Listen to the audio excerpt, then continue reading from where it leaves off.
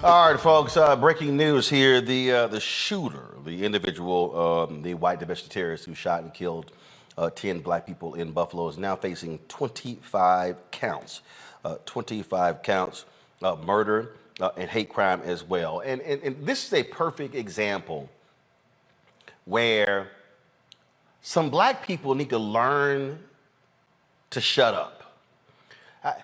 I dealt with people last week who were like, man, it's a doggone shame.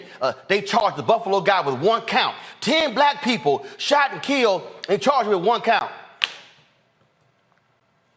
Can some people learn to chill out and allow the law to do what the law does? It literally drives me crazy.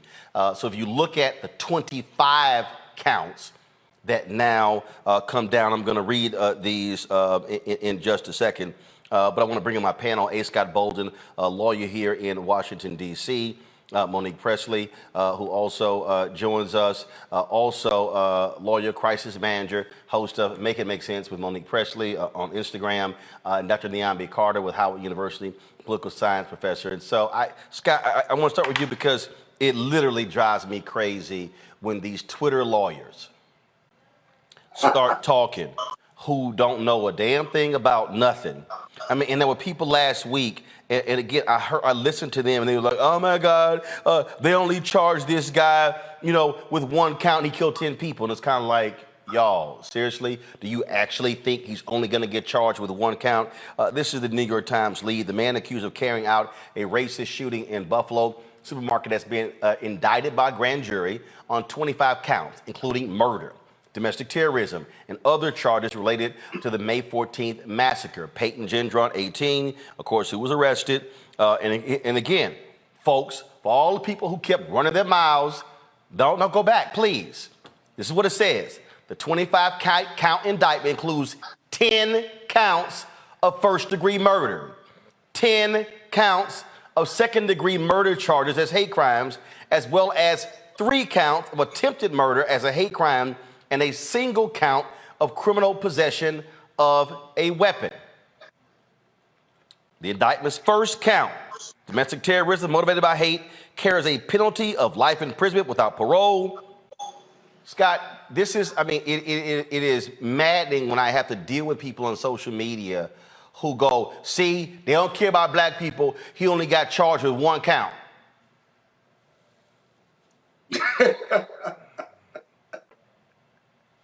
So can you explain to people how prosecutors operate when they are processing an individual like this and then determining in terms of what they're going to do? Because again, it was just crazy last week listening to people say, oh, how they don't care about black people because he only got charged with one count. This is a grand jury that came back. Go ahead. As a state prosecutor who investigated murder cases, just one murder takes a great deal of time.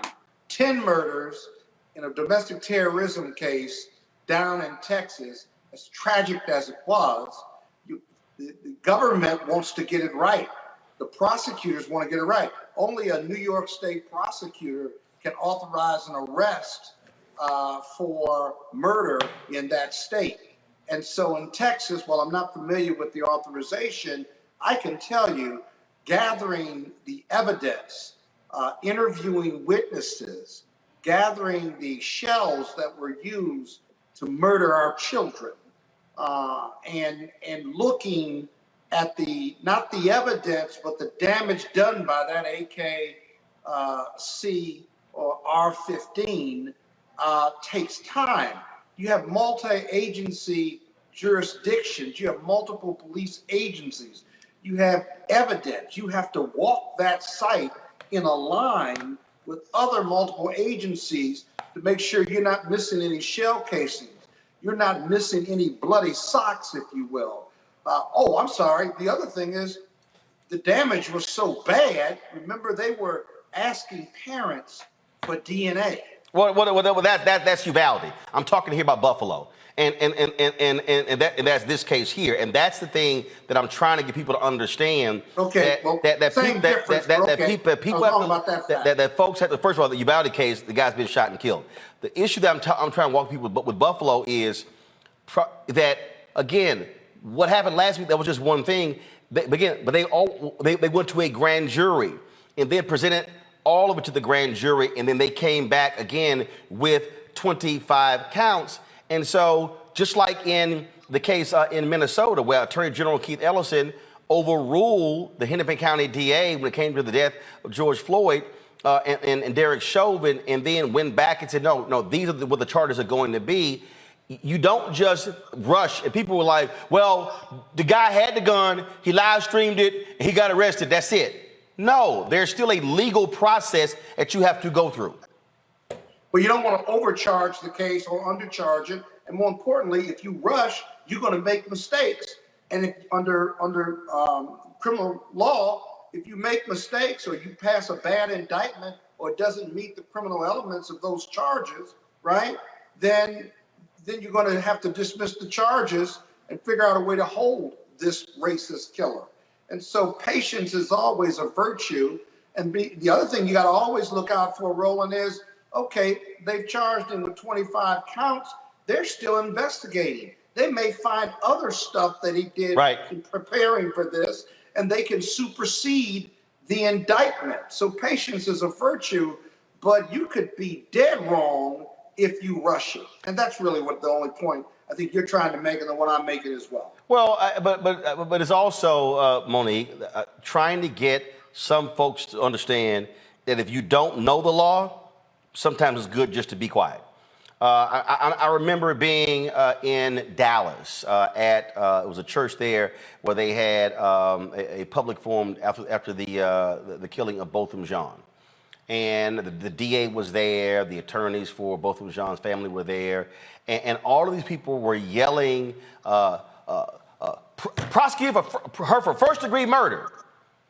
And the attorneys were like, okay, y'all might want to chill out, because folk didn't understand the law, didn't understand what you can charge someone with that could get a longer prison sentence. It was all these different variations, and it was interesting talking to Ben Crump and the other attorneys, and they were going, I wish people would stop yelling out what should be done, because they don't understand what the law in Texas says, especially when it involves a peace officer. Right.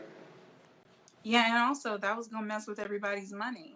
I mean, I'm going to call a thing a thing. The family would have potentially not been able to recover, because the police department would then end up disavowing the actions of the law enforcement agent is outside of their responsibilities there, and not want to take responsibility for it, and therefore not want to settle or to give the family anything that they deserve for that. And that is something that happens when there's a criminal conviction, especially in a place like Texas, where there isn't the same type of policy that's set up in DC, where DC is self-indemnified and you can pretty much ask for $100 million and try to get it. It's not so in Texas. But I want to back up to your original point and question. Roland, I agree with you that people make assumptions, they make quick assumptions, and that they assume, sometimes in ignorance where the law is concerned, that the first thing they hear is the only thing that they hear, and that we've been done wrong. But there's a reason for that. The distrust of the legal system, the distrust of law enforcement, the distrust of prosecutors, the distrust of government representatives, that is well-based. And so people automatically in our community assume first that they're going to do us wrong, and then end up relieved or pleasantly surprised in a very unpleasant situation when the government actually does what it's supposed to do. So you, as a person who has knowledge of it, can expect it's going to be done. Scott or me, having tried cases and been on the side of the issue where you have to dot your I's and cross your T's, we can expect that it's going to be done, even in this case in Buffalo. So prosecutors in that position have an opportunity to charge directly. They don't even have to go to a grand jury in many instances, or to go to the grand jury. Many prosecutors, especially high profile cases like this, where it matters that you get it right, feel more comfortable having an indictment where the grand jury has looked at evidence and decided on the charges. So they give one quick charge to hold. Like, you're not going to be out here unindicted. So we're going to charge you with something. And then we're going to go to the grand jury for the rest. And then, as Scott said, we'll likely come back to proceed that indictment with the rest. After they've done the background research, there may be other crimes. You know, we may see some terrorism charges. Who knows what? Gotcha. But it comes from a place of pain. I get it coming from a place of pain. I get that. But I also, in this age of social media, Niambi, that what drives me crazy is when people put stuff out there and it comes from what some might consider to be credible voices, and then it just takes off. And then what it does, it gets people upset, hot and bothered, and now all of a sudden you're like, yo, chill, calm down, and that's what I'm saying. This is where I'm a firm believer, and also in why we believe in talking to black law enforcement, black lawyers, folks who understand this here, and now we see the reality in terms of what this white domestic terrorist is now being charged with. It wasn't one. We know he killed 10 people, but now we see exactly what those charges are.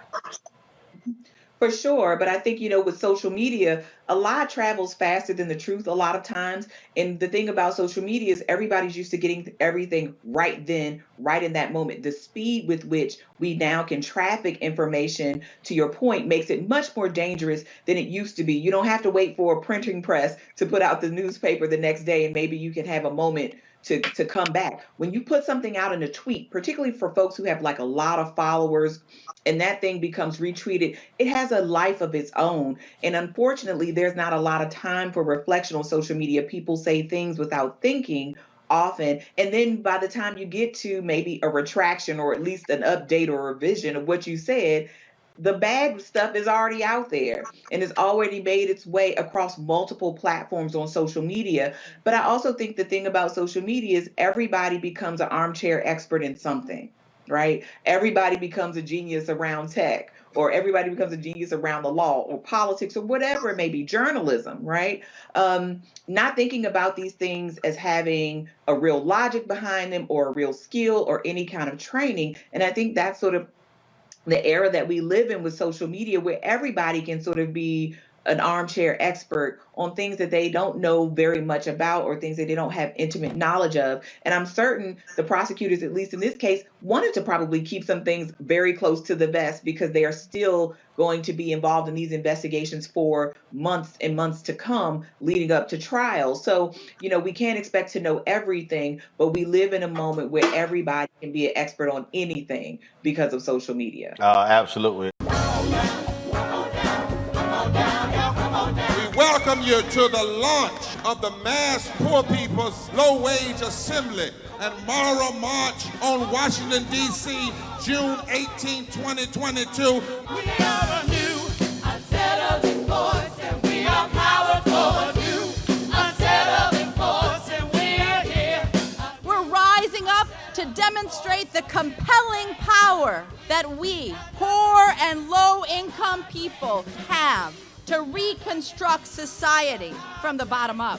And we need to do it with the loudest voices possible, the biggest actions possible. Because we know that there is no scarcity in this land. The only scarcity is the moral will to do what's right.